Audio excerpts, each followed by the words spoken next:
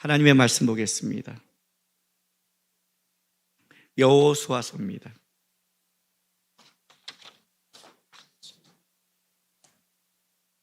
여호수아서 6장 1절에서 11절까지 우리 한 절씩 교독하겠습니다. 이스라엘 자손들로 말미암아 여리고는 굳게 닫혔고 출입한 자가 없더라.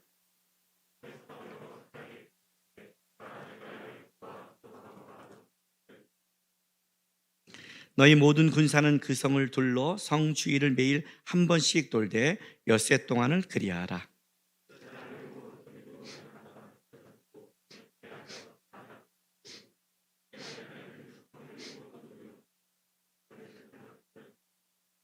제사장들이 양각 나팔을 길게 불어 그 나팔 소리가 너희에게 들릴 때에는 백성은 다 큰 소리로 외쳐 부를 것이라. 그리하면 그 성벽이 무너져 내리리니 백성은 각기 앞으로 올라갈지라 하시매.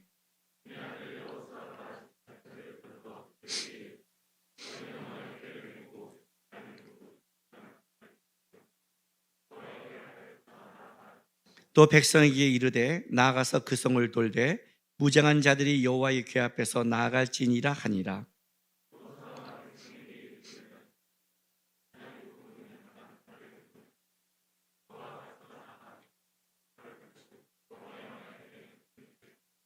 그 무장한 자들은 나팔 부는 제사장들 앞에서 행진하며 부구는 궤 뒤를 따르고 제사장들은 나팔을 불며 행진하더라.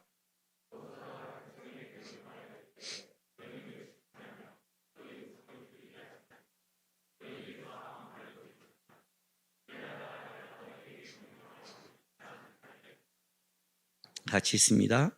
여호와의 궤가 그 성을 한 번 돌게 하고 그들이 진영으로 들어와서 진영에서 자니라. 아멘.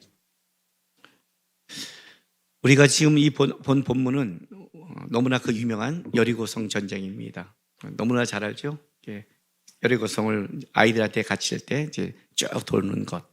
이것 때문에 뭐 어디 내가 원하는 집이 있거나 원하는 땅이 있으면 거기를 돌잖아요. 이렇게 잘못하면 무너질 줄 모르고 돈단 말이에요. 아주 유명한 전쟁이죠. 드디어 가나안 땅을 향한 하나님이 말한 약속의 땅을 향한 들어가서 첫 번째 전쟁입니다. 그리고 이 여리고 전쟁은 이제 이걸 통해서 가나안 땅에 하나님의 기업을 얻는 시초가 되는 겁니다. 근데 이 시작을 어떻게 하냐면 하나님께서 이 첫 번째 전쟁의 시작을 그 다음부터는 이스라엘 백성들이 이제 전쟁에 직접 참여하지만 이 첫 번째 전쟁은 이스라엘 백성이 별로 할 게 없어요.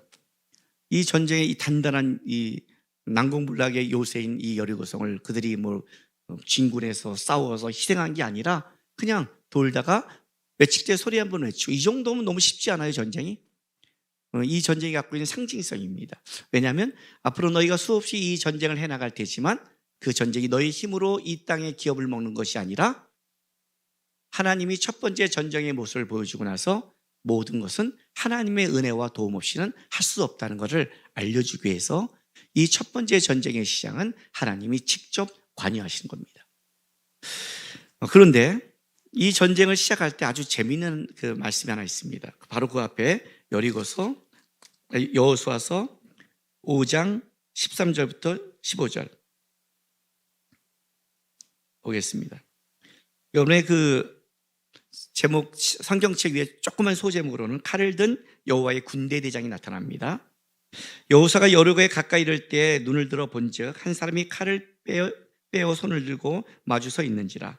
여호수아가 나아가서 그에게 묻되 너는 우리를 위하느냐 우리의 적을 위하느냐 하니 그가 이르되 아니라 나는 여호와의 군대 대장으로 지금 왔느니라 하는지라. 여호수아가 얼굴을 땅에 대고 엎드려 절하고 그에게 이르되 내 주여 종에게 무슨 말씀을 하려 하시나이까. 여호와의 군대 대장이 여호수아에게 이르되 내 발에서 신을 벗으라. 내가 선 것은 거룩하니라 하니 여호수아가 그대로 행하니라. 그리고 이제 6장으로 넘어가는 거예요. 근데 여러분 이 15절 말씀 어디서 많이 들은 거 아니에요? 이 군대 대장이 여호수아에게 한 말은 어디서 많이 듣죠? 내 발에서 신을 벗으라. 내가 선 것은 거룩한 것이다. 어디예요? 모세죠. 하나님이 모세를 애굽의 바로에게 보낼 때 시내산에서 떨기나무 가운데 불을 붙여 타지 않게 하시고 그에게 가까이 오서 이렇게 말하죠. 여기는 거룩한 곳이니 내 발에 신을 벗어라 라고 명령하십니다. 신을 벗는다는 건 당시 어떤 거라고 했어요? 노예가 주인에 대한 절대적인 순종입니다. 지금 이 전쟁에 들어갔을 때, 이 전쟁을 시작할 때 뭐라고 말하냐면 여기는 거룩한 곳이 내 발에 신을 벗으라는 것은 이 전쟁은 너희가 갖고 있는 인간적인 계략과 실력으로 가는 전쟁이 아니라는 거예요. 거룩한 전쟁이죠. 거룩한 전쟁이죠. 이 전쟁에서 하는 가장 중요한 건 뭐예요? 너의 방법이 아니라 신을 벗고 종이 주인에게 순종하듯 하나님의 방법과 하나님의 은혜를 따라가는 것. 이스라엘 백성이 맨 처음 나와서 전쟁한 것은 사실 출애굽기 17장에는 아말렉과의 전쟁이었어요. 그때도 그 전쟁을 정확하게 모세를 통해 가르치죠. 손을 들면 이기고 손을 내리면. 그때 처음 한 전쟁도 하나님이 방법을 가르쳤고 그 전쟁의 이름을 여호와 니시, 하나님의 깃발, 하나님이 하신 거를. 이스라엘의 전쟁은 가장 중요한 원칙은 뭐예요? 하나님이 하신다는 거죠. 이제 가나안 땅의 첫 번째 전쟁도 여기 두 개가 같이 맥을 같이 하고 있어요. 모세를 애굽의 바로에게 보낼 때 나타난 것처럼 여호수아를 가나안 땅에 들어가는 그 시점에 똑같이 나타나서 외치는 거고, 모세가 광야에서 첫 번째 전쟁을 하나님의 방법대로 한 것처럼 이제 이 전쟁도 들어가 보니까 6장에 봤더니 하나님의 방법대로 이 전쟁을 하게 만드는 거예요. 변함이 없는, 성경의 원리와 방법이 변함이 없는. 차이점이 있다면 이게 차이점이 있어요. 모세는 구원의 상징이죠. 그래서 모세는 하나님이 어떻게 모세를 사용하시냐면 출애굽기 14장까지 모세 하나만 사용하세요. 다른 사람을 사용하지 않아요. 모세가 지팡이를 들고 모세를 한 거예요. 모세는 하나님을 대표하는 자고 하나님의 막대기였어요. 모세가 막대기를 든 게 아니라 그냥 하나님의 막대기예요. 무슨 말이냐면 구원은 하나님이 직접 하신다. 구원에 하나님의 인간이 어떤 개입할 수 없다를 보여줘요. 그러나 이제 광야에 나왔을 때는 모세 혼자 갖고 전쟁에서 못 이겨요. 그렇게 쉽게 지팡이 하나로 애굽을 박살냈던 모세도 어떻게 돼요? 미디안에 더 애굽보다 약한 사람들과의 전쟁에도 불구하고 산에 올라가서 하나님의 방법대로 아론과 훌이 손을 잡아주고 여호수아가 앞장서는 함께 해야 되는 전쟁으로 바뀌는 거예요. 오늘 이 전쟁에도 마찬가지예요. 오늘 이 전쟁에 들어가는 방법도 여호수아 하나로 끝내는 전쟁이 아니에요. 이 전쟁에 하나님의 방법을 얘기해 주고 모든 백성이 함께 백성에 순종해야 되는 거예요. 차이점은 이거예요. 이 차이점의 원인이 뭘까요? 여러분, 구원에 대해서 여러분에게 말할 때 구원은 예수 믿고 천국 가는 것이 구원의 모든 것이 아니라고 그랬어요. 구원은 세 가지 시제로 얘기해요. 세 가지. 우리가 흔히 말하는 예수 믿고 천국 간다는 것, 과거형, 과거 시제가 있어요. 이미 얻은 구원. 이거는 하나님이 직접 하신 구원. 하나님이 와서 우리를 구원한 것. 그러니까 모세 출애굽기 1장부터 14장 하나님이 직접 모세를 보내서 애굽을 박살내고 걔네들이 아무 생각 없고 두려워하고 떨고 불순종해서 끌고 와서 홍해를 끌고 나가는 것. 이미 얻은 구원. 우리가 흔히 말하는 나 예수 믿고 구원받았어요 라고 말하는 그걸 말하는 거예요. 그러나 구원은 또 한 가지 현재 시제가 있어요. 지금 얻는 구원. 지금은 우리가 흔히 말하는 성화라는 거죠. 앞에 이렇게 칭의라고 말한다면 성화. 지금 우리가 함께 하나님 앞에 구원을 만들어가는 것. 이 가나안 땅의 친구는 성화에 가까운 거예요. 그래서 여리고성을 부실 때는 하나님이 보여줘요. 보여주지만 어떻게 하느냐? 이스라엘 백성들에게는 요구하는 게 있어요. 함께 해야 되는 거예요. 함께. 이 함께가 되지 않으면 대가를 치르는 거예요. 왜냐하면 이건 성화니까. 성화니까. 그리고 이제 마지막 말하는 미래 시제가 있죠. 앞으로 얻을 구원, 영화, 천국 가서 얻을 구원.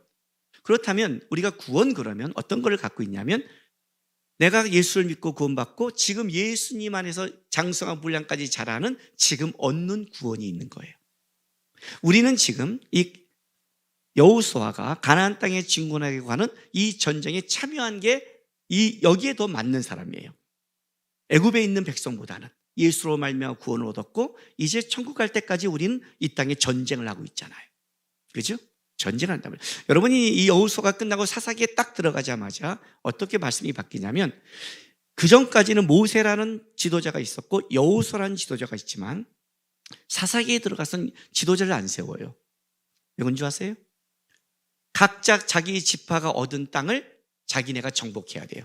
한 지도자가 다 통솔하는 것이 아니라 자기 지파가 얻은 땅을 하는 것. 우리 식으로 표현한다면 여러분이 각자 여러분의 가정, 직장, 영역에 가서 하나님이 나에게 준 기업의 그 땅에서 내가 믿음으로 전쟁을 하며 승리의 깃발을 꽂고 거기에 거룩한 땅을 만들어내는 거예요. 그걸 실패한 거죠. 사사기는. 어쨌든 우리의 지금 현재 싸움은 어떤 거냐? 여호수아와 같이 하나님을 따라가는. 그러나 이 여리고서는 뭘 얘기하냐면 우리의 수많은 전쟁 중에 전쟁은 어떻게 해야 되는 것인가? 우리가 주는 하나님의 이 거룩한 터전 속에서 우리는 어떻게 여기서 하나님 앞에 살아가야 되는가를 말해주는 가장 모델이 되는 것이 바로 뭐예요? 여리고성 전쟁이에요. 하나님이 이걸 딱 통해 모델을 정확하게 보여줘요. 앞으로 너희가 수많은 전쟁 속에 참여할 것이다. 할 것이다. 그러나 기억해라. 여리고성을 내가 무너뜨리는 이것이 가장 중요한 하나의 원칙이다라고 말하는 거예요. 그래서 이 여리고 전쟁은 되게 중요해요. 되게 중요해요. 자, 3절부터 7절 보겠습니다. 여호수아서 6장 3절부터 이제 하나님께서 이 성을 너에게 넘겨주겠다고 이 자리에 약속하시고 나서 3절부터 7절까지 뭘 말하냐면 이 전쟁에 하는 방법을 먼저 설명해 줍니다. 보세요. 너희는 모든 군사는 그 성을 둘러 성 주위를 매일 한 바퀴씩 돌되 여세 동안 그리하라. 제사장이 일곱 양각 나팔을 잡고 언약궤 앞에서 나갈 것이요 일곱째 날에는 그 성을 7번 돌며 그 제사장은 나팔을 불 것이며 제사장들이 양각 나팔을 길게 불어 그 나팔 소리가 너희에게 들릴 때에는 백성 다 큰 소리로 외쳐 부를 것이라. 그리하면 그 성벽이 무너져 내리니 백성은 각기 앞으로 올라갈지라 하매 눈의 아들 여호수아가 제사장들을 불러 그들에게 이르되 너희는 언약궤를 메고 제사장 7의 양각 나팔 7을 잡고 여호와의 궤 앞에서 나아가라 하고 또 백성에게 이르되 나가서 그 성을 돌되 무장한 자들이 여호와의 궤 앞에 나아갈지다 하더라. 정확한 방법을 갖춰줘요. 자, 이런 식의 방법이죠. 맨 앞에 누가 쓰냐면 무장한 군대가 써요. 그 다음에 누가 써요? 양각 나팔을 든 제사장 7이 있어서 가는 거예요. 양각 나팔을 불고 그 다음에 언약궤가 가요. 그 다음에 후군이에요. 이 상태로 지금 여리고성을 도는 거예요. 거의 도는 게 아니라 둘러싸이는 거예요. 왜냐하면 이스라엘 백성들의 전쟁에 참여하는 자는 장정 60만 명이에요. 걷다가 지금 여기는 동쪽 요단 동쪽에 두 지파가 4만 명이 같이 전쟁에 참여했어요. 4만이 여기 들어와 있어요. 그러니까 여기가 3분의 1만 참여해도 20만 명이에요. 그러면 거의 성을 이렇게 도는 게 아니라 그냥 뺑 둘러싸고 여기가 그냥 선두란 것만 알고 있는 거예요. 후미가 바로 뒤에 있겠죠. 그 정도로 둘러싸 있는 거예요. 그리고 돌기 시작하는 거예요. 그런데 여기에 중요한 것은 뭐냐면 우리는 이제 이 여리고성 얘기하면 저거밖에 기억은 안 나요. 매일매일 6바퀴 돌고 마지막 날 7바퀴 돌고 소리 질렀다. 이거밖에 기억을 못 해요. 그죠? 이거밖에 기억을 못 해요. 여러 가지 이유가 있는데 이거밖에 기억을 못 해요. 그러나 여기는 더 중요한 게 있어요. 이 전쟁의 가장 중요한 거는 제사장 7이 앞에 양각 나팔을 부는 거예요. 양각 나팔은 희년 때 부르는 나팔이에요. 그냥 나팔이 아니에요. 그냥 전지 때 부르는 불나팔이 아니에요. 희년 때 부르는 거예요. 그렇다면 지금 이 전쟁은 뭐냐면 하나님이 자신의 백성들에게 자신에게 축복과 회복과 은혜를 준 축제의 전쟁인 거예요. 너를 회복시키고 너에게 축복을 주게 하는 드디어 이스라엘 백성들에게 아브라함에게 약속한 이 거룩한 땅을 주신 희년 때는 자기의 땅이 다 회복되잖아요. 회복시키는 전쟁이에요. 그래서 7제사인 나팔을 불어요. 그리고 한 번씩 6번 돌고 마지막에 7번 졸아요. 그러면 생각해 보세요. 7일을 돈다는 건 어떤 의미가 있어요? 그 사이에 안식일이 껴있는 거예요. 그러나 안식일에는 일을 하면 돼요, 안 돼요? 안 돼요. 안식일에 전쟁을 하면 안 되는 거예요. 근데 이때는 돌아요. 이때 안식일이 정확히 언제인지는 몰라요. 그러나 마지막 날이 아니겠는가 추론을 해요. 거룩한 날을 거룩한 7번을 돌기 때문에. 왜? 이 7일은 보통 성별할 때 쓰는 날이에요. 무기절 7일 이렇게 해서 하나님이 성별할 때. 그렇다면 이 전쟁은 거룩한 전쟁, 성별된 전쟁이에요. 그래서 여기는 하루하루가 다 거룩하기 때문에 특별히 안식일이라고 해도 쉬어야 된다는 6일 동안 내가 세상에 일을 하고 일을 하루를 성별한 게 아니라 다 성별된 전쟁으로 보는 거예요. 그래서 여리고성은 성별된 전쟁. 그래서 나중에 뭘 얘기해요? 이 전쟁에 이겼을 때 여리고성이 어떤 것도 건들면 안 된다고 그러죠. 아건이 건들 때. 왜? 이거는 인간이 전쟁에 했다면 인간의 목이 있겠지만 이건 인간의 목이 없는 전쟁이에요. 성별된 전쟁이에요.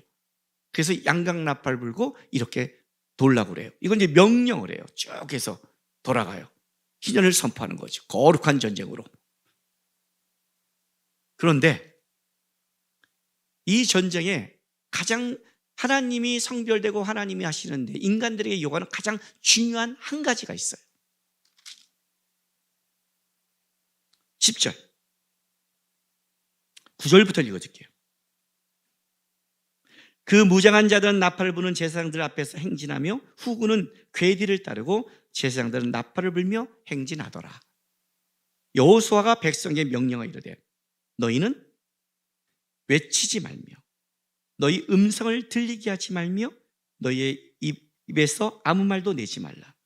그리하다가 내가 너희에게 명령하여 외치라 하는 날에 외칠지니라 하고, 그리고 이제 성을 돌기 시작하는 거예요. 이 전쟁에 가장 백성들에게 순종하고 명령시킨 가장 중요한 거는 10절이죠. 히브리어에서 어떤 걸 못하는 금지 명령을 시킬 때 R이란 단어가 있고 로라는 단어가 있어요. 그 R이란 단어는 일시적인 금지 명령이에요. 그 R이란 단어를 쓰면 잠시 일시적으로 이때만 하지 마라라는 단어를 쓰고, 로라는 단어를 쓰면 절대 금지 명령이에요. 그냥 영토로 하면 안 되는 거예요. 여기는 세 개 다 로를 썼어요. 절대 금지 명령을. 그러니까 절대로 뭐예요?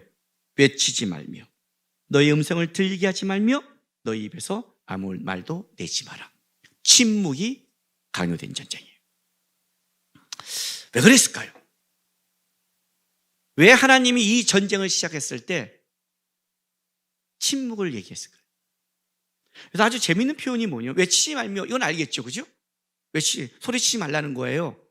급해도. 그리고 너희 음성을 들리게 하지 말며 너희 입에서 아무 말도 내지 말라. 아무 말도 내지 말라. 이것도 알겠어요. 여기서 너희 음성을 들리게 하지 말며라는 이것은, 이 뜻은 듣게 하다는 뜻이에요. 듣게 하다. 그러니까 다른 사람에게 말소리를 듣게 하는 거예요. 이게 굉장히 강조된 것 중에 하나예요. 하나님이 전쟁을 시작하는데, 어떤 거룩한 시작을 하는데, 거기에 첫 번째 명령이 뭐냐면 다른 게 아니에요. 침묵인데, 여기는 여기에 이런 게 있는 거예요. 어떤 말도 다른 사람에게 살짝 들리게도 말고 말도 내지 말래요. 쉬워요? 제가 둘로스 선교여행을 다닐 때입니다. 거의 10년을 갔죠. 10년을 갔어요. 연평도에 4년 갔고요. 거음대에 5년을 가고, 또 부산 저쪽에 한번 근처 섬에 통영이 거기 한 번 가서 10번을 갔습니다. 청년들 40명부터 70명 사이를 데리고 다녔습니다. 전도여행을 딱 시작하면 제가 청년들에게 이렇게 말합니다. 핸드폰 지금 집에다 전화해. 애인에게 지금 다 전화해. 지금부터 돌아올 때까지 통화 못해. 그러니까 돌아와서 할게. 전화가 없어도 궁금해하지 말고, 내가 문제 있다고 생각하지도 말고 사랑이 떠났다고 생각하지도 마. 이렇게 리더가, 여기는 이게 규칙이야. 그러니까 지금 전화하는 거야. 갔다 와서 한다. 이게 이제 첫 번째 원칙이에요. 들어가서는 어떤 거냐면, 한번 이런 일이 있었어요. 들어가서 회의를 끝났는데, 회의하고 있는데 누가 2명이 늦게 오는 거예요. 어디 갔냐? 그랬더니 목말라서 캔커피 먹으러 갔대요. 그 순간 우리 둘로스의 다른 스태프들이 다 얼음이 됐어요. 긴장하기 시작했어요. 왜요? 걔네들이 좀 있다가 자기가 캔커피 먹으면서 우리를 위해서 이렇게 아이스크림이나 시원한 음료수 사와서 드세요. 딱 갖고 들어왔어요. 근데 들어오자마자 분위기가 싸한 거예요. 우리를 쳐다보는 거죠. 왜 무슨 일이 있었어요? 그러니까 한 명은 거예요. 너의 일. 누가 네 맘대로 캔커피 처먹으라고 그랬니? 예? 몰라? 둘러스의 두 번째 원칙. 전도여행을 가면 개인적인 커피나 개인적인 먹으러 갈 수 없다. 그 말을 듣지 않거나 깜빡하고 갔다 왔죠. 몰라? 아니 잠깐 목말라서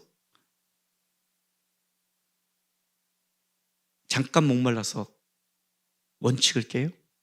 이렇게 말하면 이렇게 말들해요. 이렇게 말하면 여러분들이 꼭 그렇게까지 해야 되나요?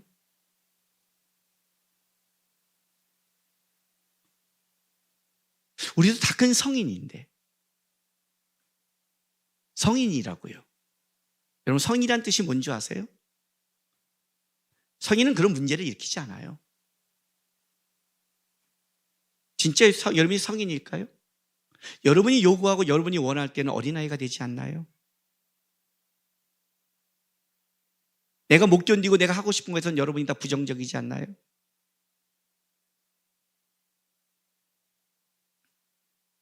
성인들은 그러지 않아요.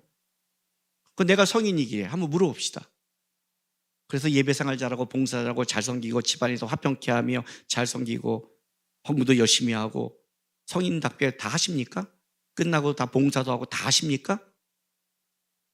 진짜 그렇게 하는 사람은 입을 다물어요. 희한하죠? 희한해요.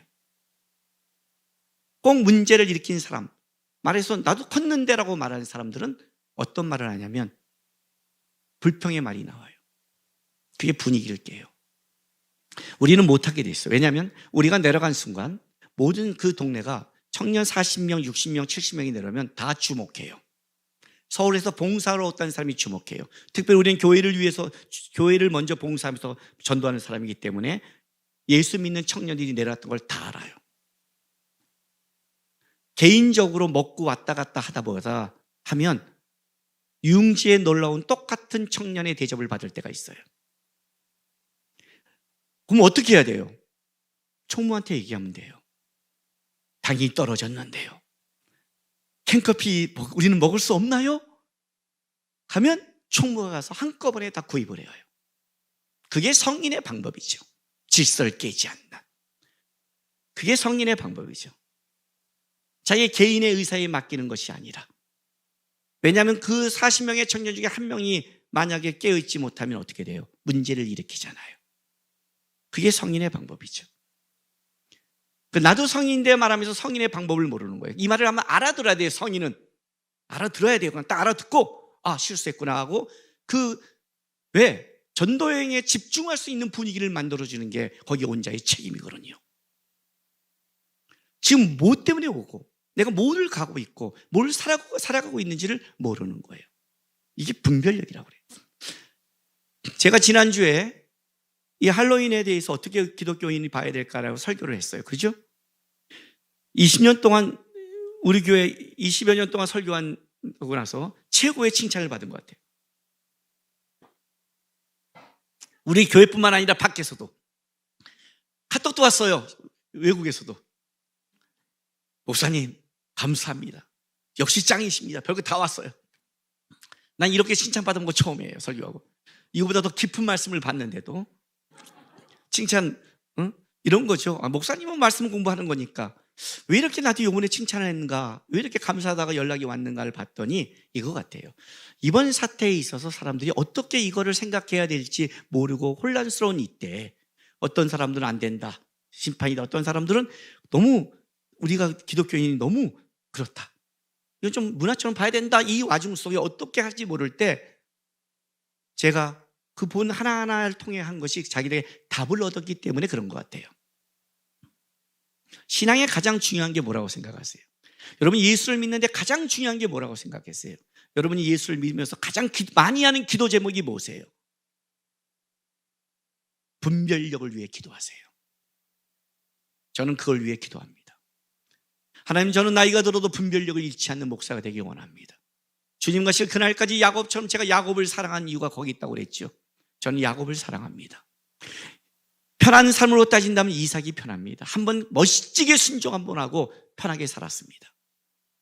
그날을 에서가 능력이 좋아서 죽을 때까지 스테이크를 제공해 줬어요. 고기를. 그죠? 편안한 삶을 살았어요. 야곱처럼 인생이 힘든 삶이 없어요. 야곱처럼. 죽는 그날에도 그렇게 자기가 묻히고 싶고 가고 싶었던 축복의 땅, 그 땅, 거기서 장자권과 은혜를 입기 위해서 자기가 어떤 일을 했는데, 그것 때문에 20년의 밭다람의 고생과 그 땅에서 얼마나 많은 고생을 했음에도 그 땅에서 죽지 못하고 애굽에서 죽을 수밖에 없던 야곱. 그러나 그의 말년에는 요셉이 문에서와 에브라임을 데려왔을 때 정확하게 앞은 하지 못하지만 영적으로 분별할 수 있는 분별력과 그 10명의 아들을 감정에 따라가는 게 아니라 정확한 축복을 할 수 있는 축복의 통로. 절대 감정이 아니에요. 창세기 49년에 그의 분량대로 했대요. 아이들의 분량대로. 그 분량이라는 건 하나님이 주신 거예요. 하나님이 주신 것만큼만 축복을 해준 거예요. 그 앞서지도 않고 뒤서지도 않은, 그걸 볼 수 있는 눈이 있었다는 거잖아요. 이 분별력이 제일 중요한 거예요.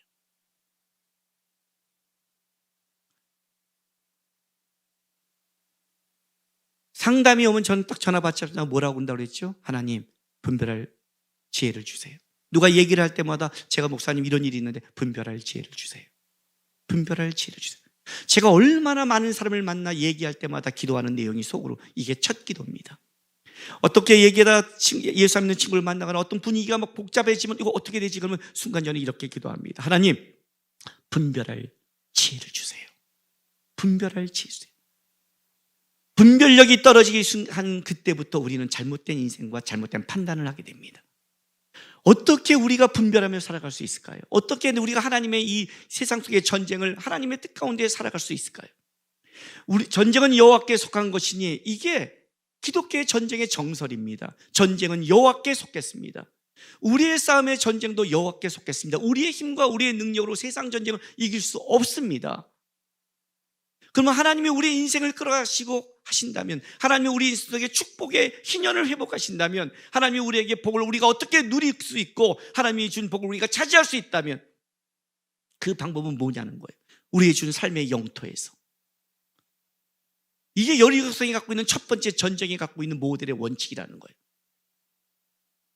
축복의 전쟁이라니까요. 거룩한 전쟁이에요. 기독교인의 모든 싸움은 다 거룩한 전쟁이에요.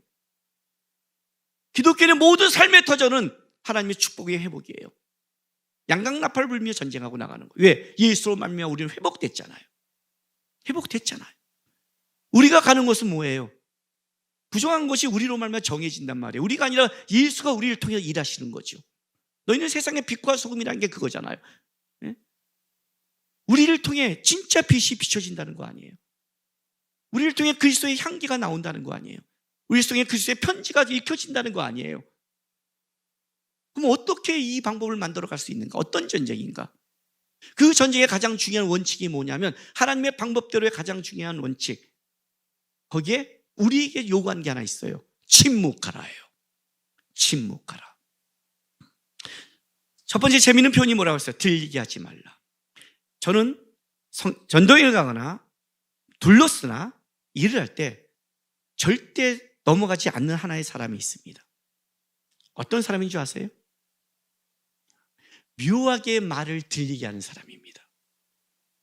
꼭 이거 이렇게 해야 돼?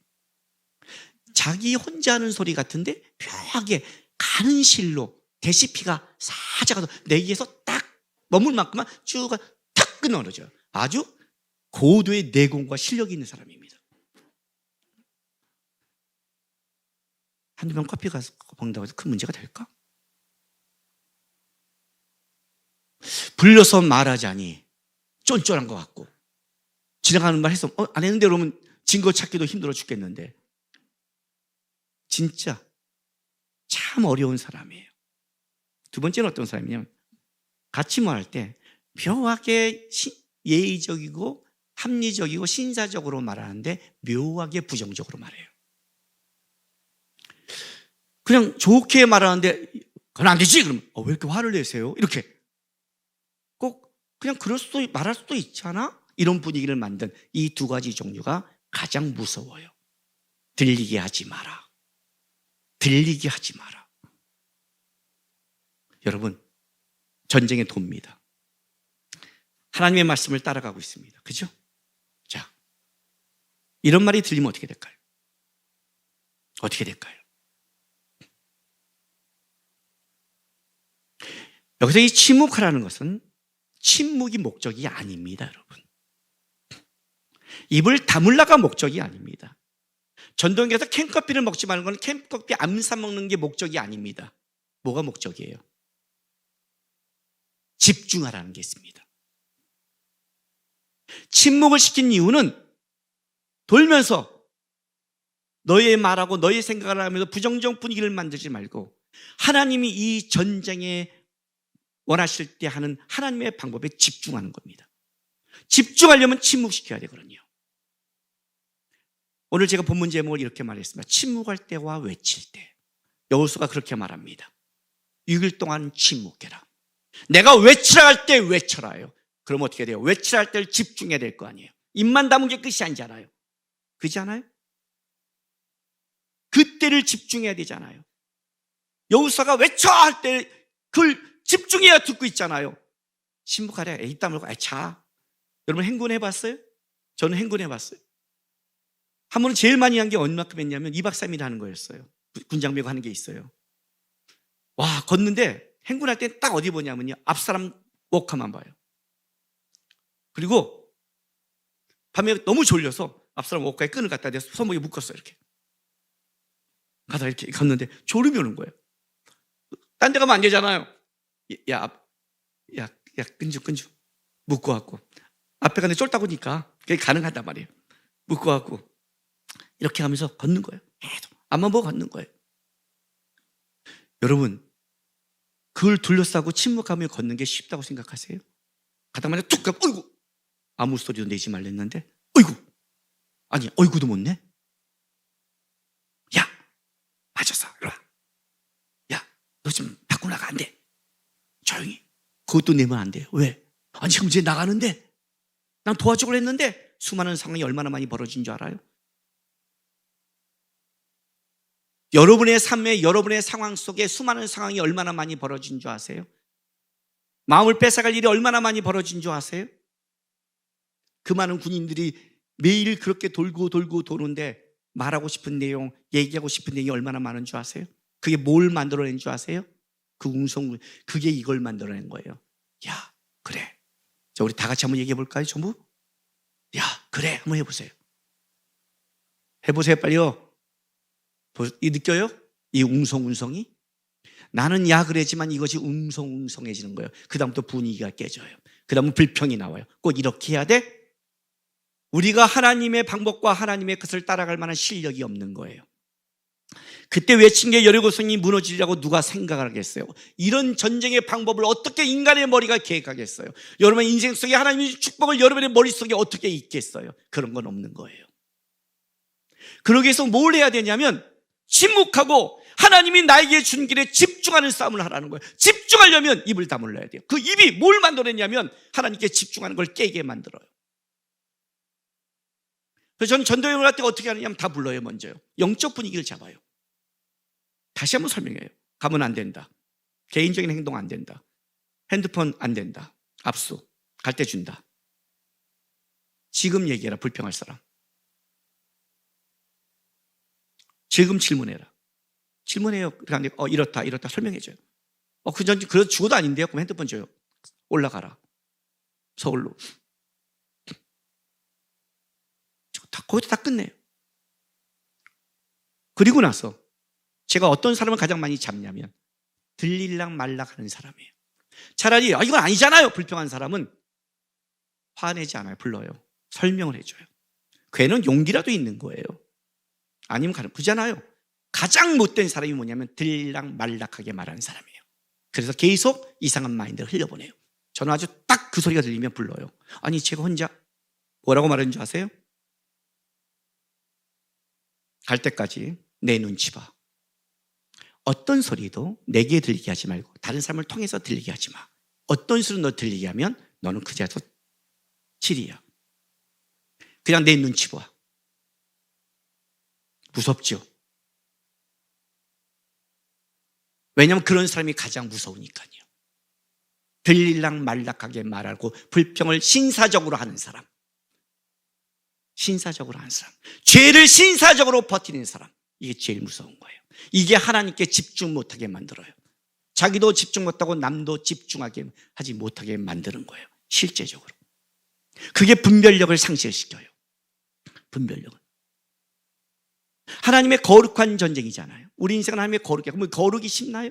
하나님의 거룩을 닮아가는 게 쉽냐고요. 내 속에 하나님의 수많은 사단의 공격과 어려움을 여러분이 그렇게 쉽게 이길 수 있다고 생각하세요? 아니에요, 여러분. 그렇지 않아요.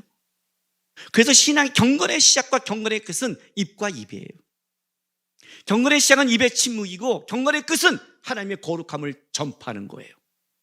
하나님의 거룩함을 찬송하는 거예요. 왜냐하면 우리는 입으로 영향을 주고 입으로 상처를 받기 때문에 그래요. 성경이 얼마나 중요한데. 잠언 13장. 구약과 신약 한 군데만 찾을게요. 또 이거 너무 많으니까 잠언에는 다 찾으면 또 여러분 또 기절할 거 아니에요. 그죠?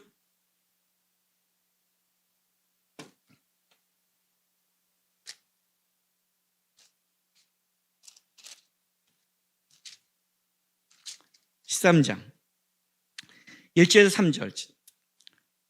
센 말도 많은데 제가 가장 그래도 좋은 표현을 썼어요. 지혜로운 아들은 아비의 훈계를 들으나 거만한 자는 꾸지람을 즐겨 듣지 아니하느니라. 사람의 입의 열매로 인하여 복록을 누리거니와 마음의 괴사한 자는 강포를 당하느니라. 입을 지키는 자는 자기의 생명을 보존하나 입술을 크게 벌린 자는 멸망이 오느니라. 그죠? 사람이 입의 열매로 인하여 복록을 누리라. 여러분, 이건 무슨 말이에요? 내 말로 이건 말하는 거 아니에요. 그 입의 말을 하나님이 듣는 거예요. 여러분, 그리스도인의 입은 기도라고 그랬어요. 그리스도인의 말은 하나님 앞에 있는 거예요. 하나님이 이 전쟁을 이렇게 하라고 하면 하는 거예요. 꼭 이런 방법을 해야 되나요? 그거는 하나님이 주신 리더십에 있는 거예요. 그 방법이에요, 그냥. 여러분이 내가 성인이잖아요. 내가 이렇게 결정할 수 있잖아요. 그 말의 기품을 보세요. 내가 결정하고 싶다는 거 아니에요. 그게 인본주의잖아요. 근데 여기서 다 내가 하겠다면 이게 맞춰지겠냐고요. 아닌 거예요, 여러분. 그래서 하나님의 방법을 할 때 첫 번째는 침묵이에요. 내가 하고 싶은 거를 먼저 닫으라는 거예요. 입을 닫아라. 자, 야고보서 1장 26절.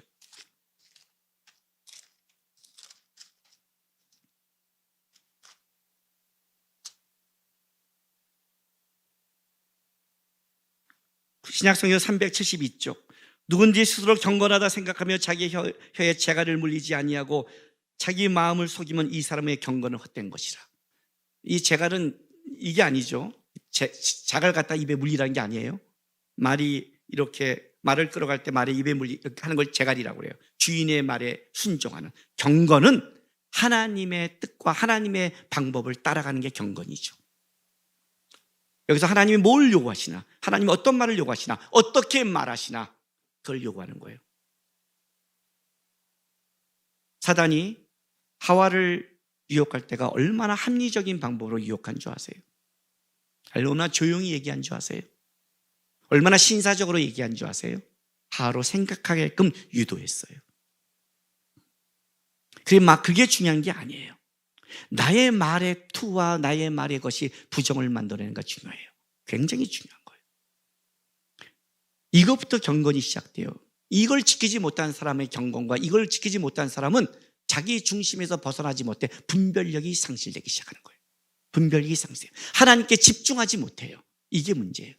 첫 번째 여리고서의 전쟁에 하나님이 명령한 게 바로 이 부분이에요. 전쟁은 내가 할 거다. 내가 희년을 선포하고 내가 이 가나안 땅을 갈 것이다. 내가 이 전쟁에 처음에 어떻게 승리한 걸 내가 너희 눈에 분명히 보여줄 것이다. 근데 너희가 나를 따라오려면 조건이 하나 있다. 어떤 것? 침묵해라. 너희의 생각을 조금도 하지 마라. 그리고 따라와 봐라. 따라와 봐라. 하나님이 외치할 때 외쳐라. 하나님이 침묵할 때 침묵해라. 하나님의 방법을 쫓아와 봐라.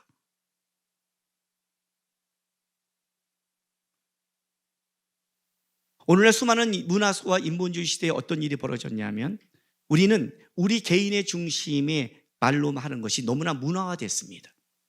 그죠? 특별히 핸드폰 시대에 아이들이 자기의 거를 막 설명하는 이 시대부터는 어떤 게 있냐면 자기 걸 막 표현하는 게 너무 강하다 보니까 침묵이 약해졌습니다. 여기서 침묵은 말을 넘어서 이제는 인스타와 페이스북입니다. 막 말합니다. 특별히 비인격체화 됐을 때에는 더 말이 세지고 분별력이 상실되기 시작했습니다. 그리스도인은 현재 입과 손을 지켜야 됩니다.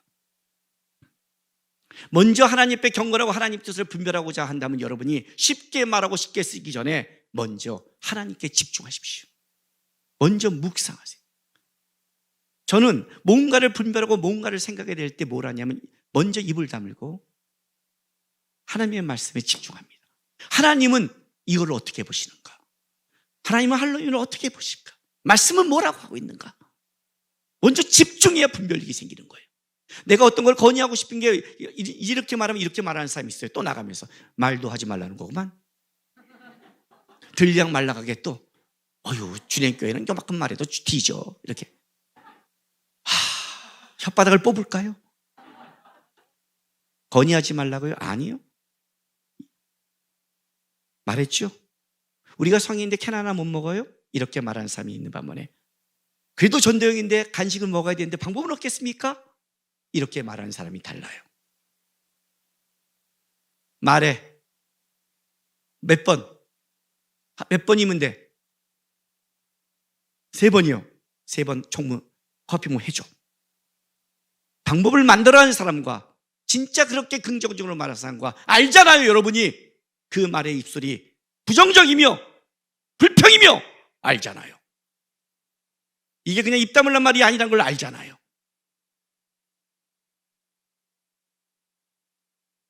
하나님의 말씀과 하나님 말고 장난치지 마세요.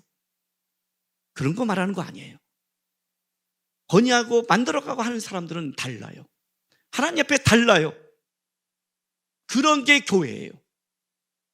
그렇게 말할 때 교회는 하나님의 축복과 은혜를 누릴 수 있어요. 말이 복이에요. 그렇잖아요. 너의 말로 복락을 누릴 것이다. 그런 말을 할 때 사람들이 붙는 거예요. 그런 말 할 때 그 복이 흘러가는 거예요. 그런 말 할 때 하나님이 역사하는 거예요. 아셨어요? 첫 번째 전쟁이에요. 수많은 앞으로 전쟁 속에도 똑같아요. 하나님의 방법 속에 따라가면서 네가 할 일과 하나님이 할 일을 구분할 줄 아는 거예요. 경건의 시작은 말로서 말로 끝난다. 하나님의 분별력을 갖는 싸움을 한다면 하나님이 집중하는 곳에 집중하며 내 개인적인 생각을 침묵하고 하나님 쪽에 집중할 때 그때 은혜와 역사를 누리는 거예요. 각자 여러분의 전쟁터가 있을 겁니다. 집안과 직장과 삶이 불평스럽다고 함부로 투덜대는 말을 갖지 마시고 내가 거기서 침묵할 때와 하나님 향해 외칠 때를 분별해서 믿음의 선한 싸움을 하는 여러분 되시기를 부탁드립니다. 기도합시다.